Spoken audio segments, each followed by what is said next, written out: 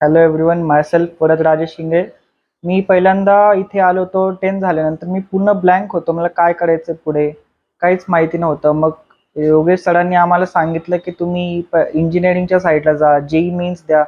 मग ते केलं मी. 2 वर्ष त्याच्याशी मेहनत केली. मग त्यात माझे चांगले रिझल्ट वगैरे आले.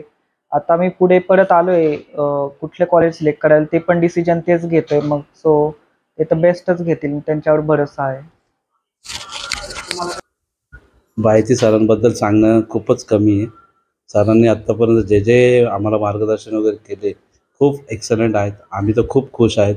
आमचा चिरंजीव पण म्हणजे जसं सरांनी सांगितलं त्या पद्धतीने एकदम झालं. म्हणजे ॲक्च्युली 10th नंतर आम्ही आल्यानंतर काय करावं काही समजत नव्हतं. पण बायती सरांनी जसं सांगितल्यानंतर आम्ही त्यांचं काउन्सिलिंग पूर्ण केल्यानंतर आलो आम्ही इथपर्यंत.